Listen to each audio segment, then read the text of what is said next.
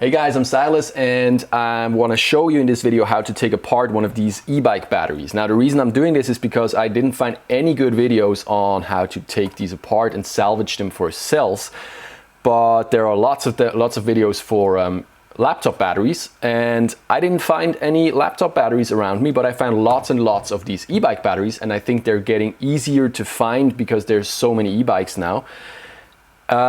And on the plus side, there are lots of cells in one of these packs, and this is actually really efficient to get cells for your Powerwall needs or whatever.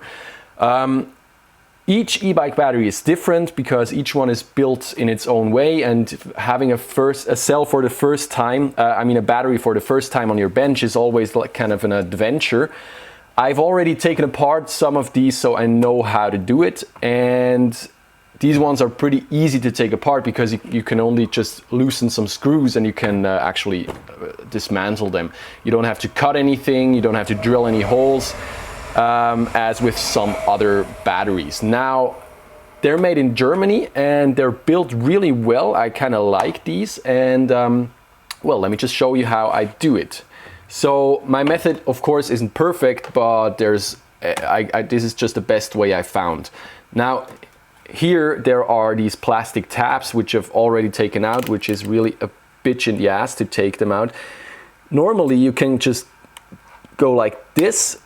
This one is made of rubber and you can just pull it out. It's really easy, but with these they're in far too deep, so the way I found works best is with a drill, and just drill inside, and the drill kind of like rolls around the tab and pulls it out. So I've already done this, and now I'm gonna loosen these screws.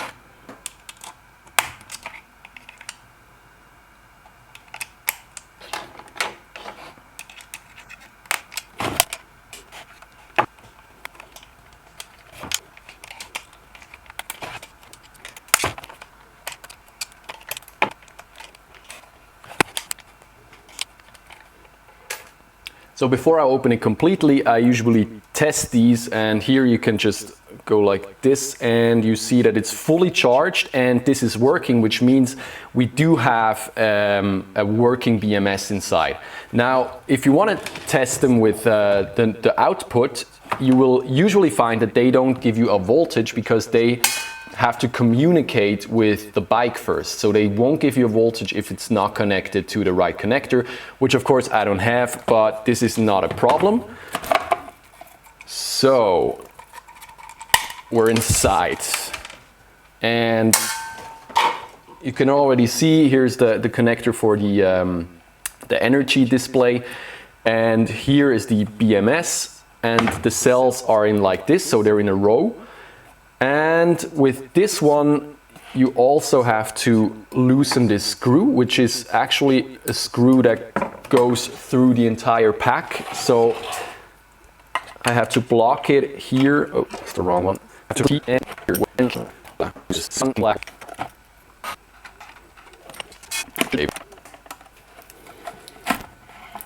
Okay.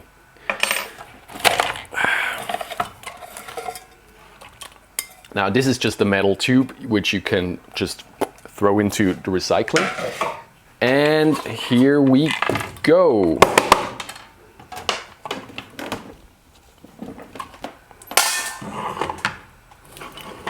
So, of course, these are the connectors for the bicycle. So all of the information goes through this bus here, and these are actually, I really like how they're built. So you see that there are these 4 rows of batteries, of cells. Each row has, these ones have 2 packs, and these ones have 3. So the current actually goes through here, then here, and then here. So we have our positive connectors here and our negative here.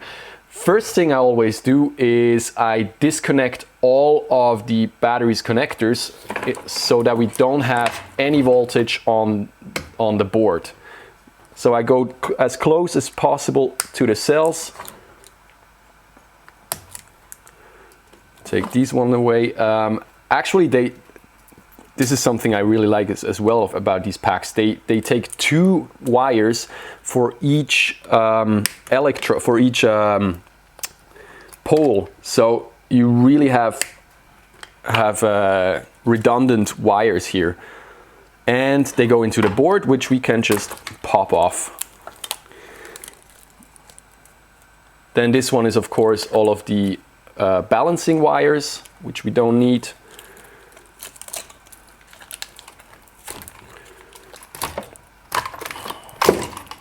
Et voila. And so I can cut all of these because there's no voltage on anything anymore. And this goes into recycling, this goes into the trash. All right, now next thing I do is I disconnect all of these wires because they're just in the way.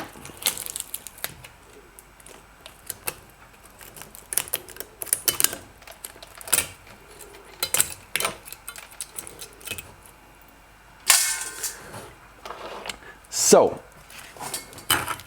now you can really see the cells well. And you see that all of this is actually something I like about these two.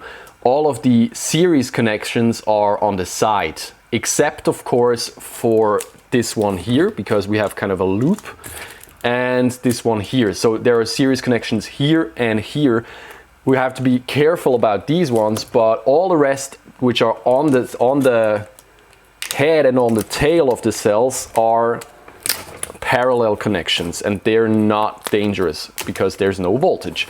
Here we have a series connection, so this one will be difficult, and here, but here, as you can see here, this is just parallel. So this makes it rather easy, and you'll see later why. Now I have to take out this screw. Wow, stainless. And now I can kind of just pull the whole thing apart. So now it gets a little more tricky because I have to cut these without shorting them. Whenever you're uncertain if you can touch something, because you're usually working with metal tools, so if you're not careful, you're going to short out the battery with a metal tool and you can damage the cells, which you don't want. So whenever you're uncertain if you should work here carefully or if there is no issue, then just check the voltage. So here I can already see I have 8 volts, so this is going to get a short, and this one of course as well. All of these are actually, they have a voltage, and you don't want to short them out. So what I usually do is I take the small pliers because they're easier to handle and not short things out.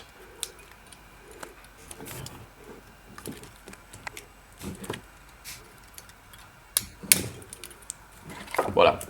That being said, sometimes you do get some sparks. It's usually not a big deal. The only problem is when you short out cells for a longer period, which is like a second or more, then the pressure valve inside the cells goes off and you can actually throw away the cells. There is a trick to save them, but you have to ask yourself, do you really want cells in your power wall which already had the top come off? So I don't, and so I try not to short them out.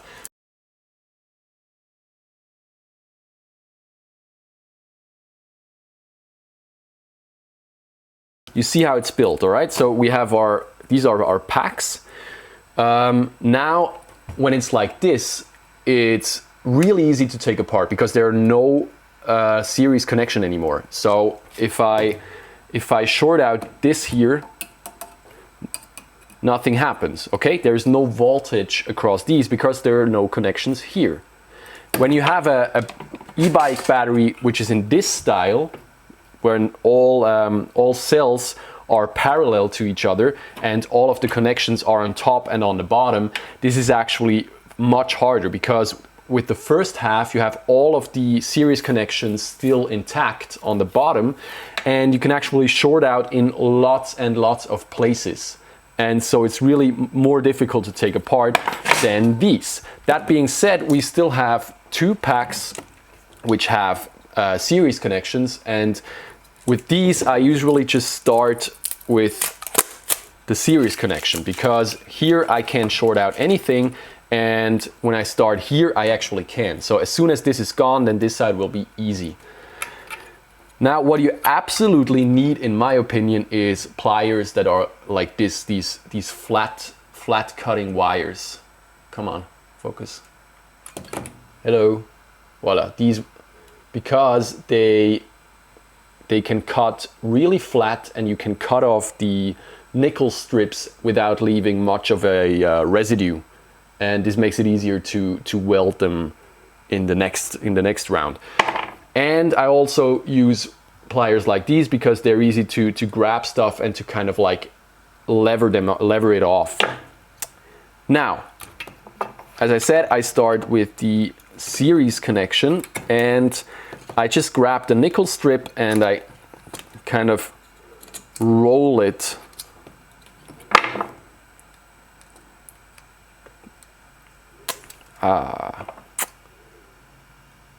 voila. As you can see, you can still get sparks sometimes. I'm going to show you where I made the mistake here in a second. I wanted to cut this in order to first do all of the positive sides. But the thing about these cells, I don't have one lying around right now. The thing about these cells is that, hello, come on, voila. The thing about these cells, if you can see it here, is you have the plus pole, which is this really tiny cap, and all of the rest of the cell is negative. So the entire tube is negative, and as you can see here, it's already negative. So there's already the negative pole, and this is really close together. And with these pliers, when you grab this and you kind of lever over the edge and you touch this part, which is negative, you get sparks. You get what I just got here. This is not really a big deal, but I have to repair this later, so I won't short it when I make a new connection. In order not to get these, it's easy to just kind of lever over these plastic things on the side. With this battery, actually. Some don't really have that strong plastic cases, which makes it a little harder, but with these ones, it's really easy.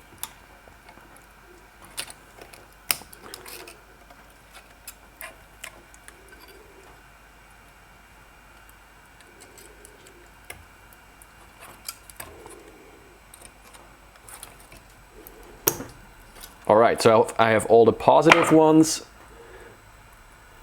and I just cut off these little tiny pieces of nickel because they are in the way later on.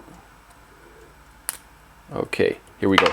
Now, as I said, these spot welding these welding spots are really strong, and this is not a problem on the plus side, because this steel here is really thick and strong.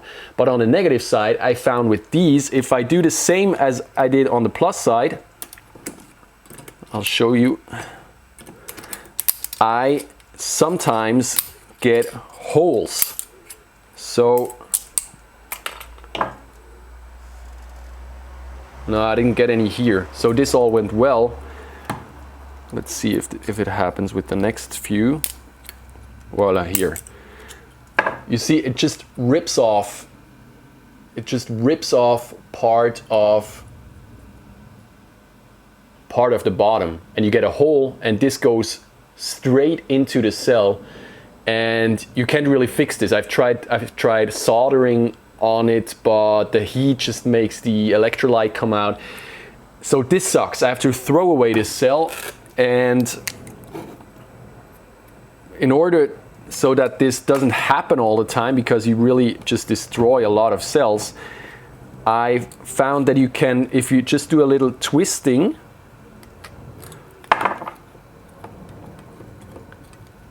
you can kind of twist off the spots, which is less destructive.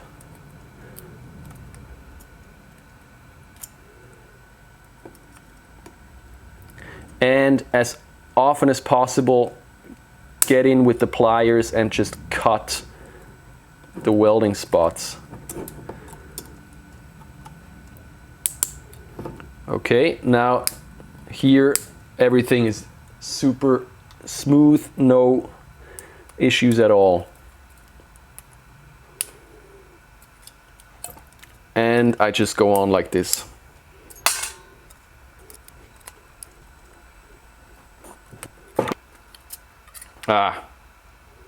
Made a hole already, and this time I could really hear the pressure exiting. So this sucks about this welding process. I don't know how they do it, but it's a bitch. This isn't true for all e-bike batteries. These are actually the only ones I've had on my bench that do this, and most are just easy to, you can just rip off the nickel. No problem at all. All right, so these are the only ones, and these go into the recycling bin. The rest I can keep, and I usually keep these from the other style batteries, and these are really super practical to store cells and to have the entire pack still together, so later on when I test them I know where they came from. Now from here I just go on the same way, and I think that's all. I don't know if anybody is gonna watch this video, but in case you do, I hope I gave you as much information as possible, and if you have any questions, just leave it in the comments. Bye bye.